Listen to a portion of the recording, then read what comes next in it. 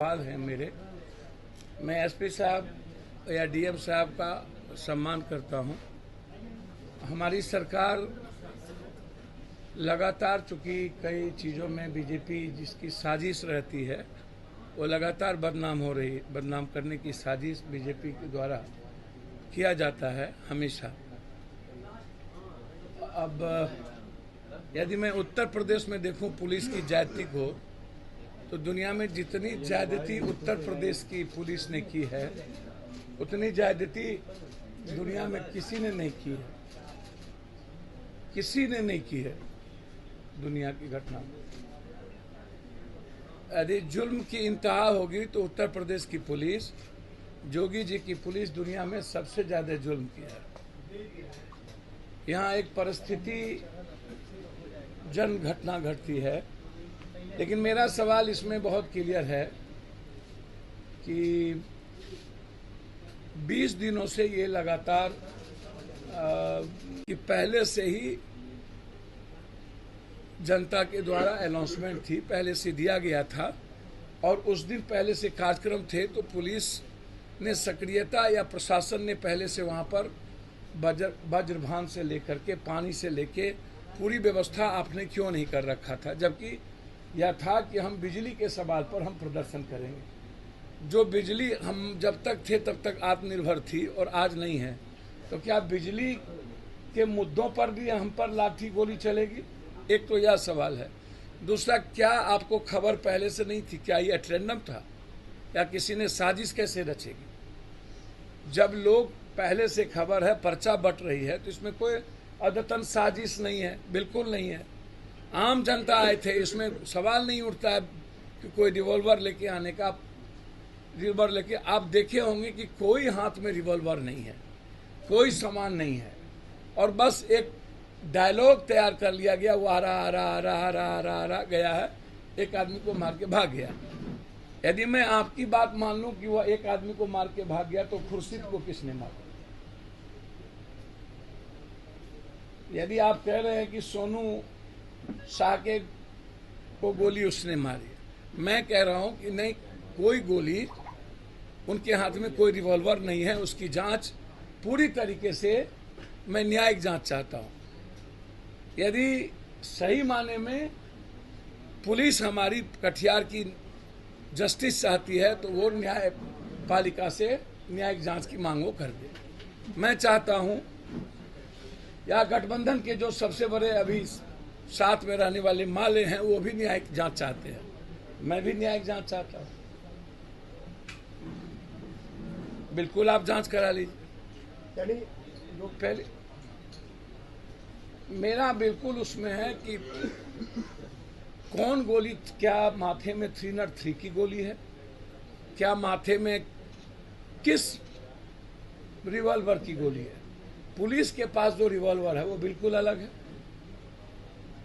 Rifle है वो बिल्कुल अलग है, तो गोली कौन सी लगी है ये भी तो इम्पोर्टेंट है पोस्टमार्टम। इसलिए मैं यदि एसपी साहब की बात मान भी लूं, मुझे कोई आपत्ति नहीं है उनकी बात नहीं मानने में, तो क्या हम यह उम्मीद करें कि कटिहार प्रशासन इस गोलीकांड की जांच, न्यायिक जांच करें?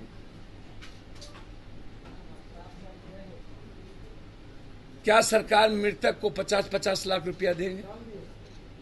क्या उस परिवार को नौकरी देंगे? हमारा किसी पर दोषारोपण नहीं है। मेरा दोषारोपण है कि ना लाठी थी, ना किसी के हाथ में कुछ था। आप उठा के देख लें, जनता बैठी रही। वहां के एसडीओ साहब एक बार निकलने का, मिलने का उन्होंने सौभाग्य प्राप्त, दर्शन नहीं दिया। एक बार यदि अपना दर्शन दे दिए होते जनता को भगवान के रूप में एसडीओ साहब, तो यह घटना घटित नहीं हुई। और आपको मैं बहुत बड़े बड़े पदाधिकारी की, कटिहार की, मैं आपको बहुत जल्दी पूरी संपत्ति की आपको दूंगा। तो आपसे मेरा आग्रह यह है कि इतने दिन जनता रहने के बावजूद क्यों आप जनता से इतने देर रहने के बावजूद नहीं मिले? दोबारा जनता को क्यों आनी पड़ी? और आपने लाठी बिना चार्ज किए, बिना पानी चलाए, बिना आंसू गैस चलाए, बिना कुछ चलाए, आपने कमर के नीचे भी गोली नहीं चली, माथे के ऊपर गोली लगी, सीने में गोली लगी, तो ये तो जांच का विषय होगा ना, और इसको मैं दबने नहीं दूंगा। जरूरत होगी तो मैं इस मामले को लेकर के हाई कोर्ट जाऊंगा कि इसकी पूरी जांच मैं चाहता हूं। दूसरी और अंतिम मुद्दे थे बिल्कुल सामाजिक। बिजली के बारे में स्पष्ट है गांव का बिहार की स्थिति दो मुद्दे पर है।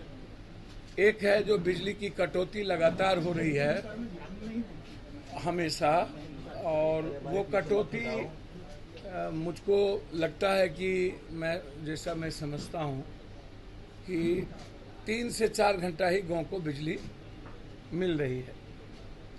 जो मैं गांव जाता हूं, जो मुझे समझ में है मैं उस तक बता रहा हूं। दूसरी चीज़, जहां जहां स्मार्ट मीटर लगा है वो बिहार की जनता पर लगातार बोझ बनती जा रही है। वोचर भराओ, वोचर 2 मिनट में 2 दिन में ख़त्म हो जाना, और लगातार परेशानी वोचर के कारण। तो ये जो स्मार्ट मीटर है, ये इनको लेकर के भी सरकार को मेरा आग्रह है कि इस पर एक बार पुनर्विचार करनी चाहिए, और स्मार्ट मीटर रहे भी तो बोझ ना पड़े, उसके लिए कोई एक रास्ता निकालना चाहिए। लेकिन मेरा वहाँ के डीएम साहब से आग्रह है कि आप को जब एसडीओ साहब को, वहाँ के डीएसपी को आप पता कर लीजिए। मैं आपको बहुत जल्दी बारसोई के एक वरिष्ठ पदाधिकारी का कितना ज़मीन खरीदा है, मैं आपको उसका पूरा लिस्ट दूंगा कि कहाँ कहाँ ज़मीन खरीदा है। बारसोई को ये लोग दुधारू गाय समझते हैं। बिहार में लगभग एमपी, एमएलए, मंत्री, संतरी की कोई भूमिका और भागीदारी जनता के हित में नहीं रहती है। सरकार, आप देख ही रहे हैं कि मंत्री जी कितना इन्वॉल्व है या मंत्री जी की कितनी बात चलती है। इस बिहार में लगभग एमएलए, एमपी आश्रित हैं गठबंधन जिसका होगा। हम चुनाव जीत जाएंगे या चुनाव इधर से लड़ेंगे। इसलिए मंत्री, एमएलए, एमपी को जनता से सरोकार बहुत कम है, मतलब नहीं के बराबर सरोकार है। आप कहीं की भी घटना को उठा के देखिएगा तो आपको कहीं भी मंत्री जी, जैसे अभी नग्न किया गया बेगूसराय में। पहले मैं बारसोई के बारे में पहले बता दूं कि बारसोई के मामले में मेरा बिल्कुल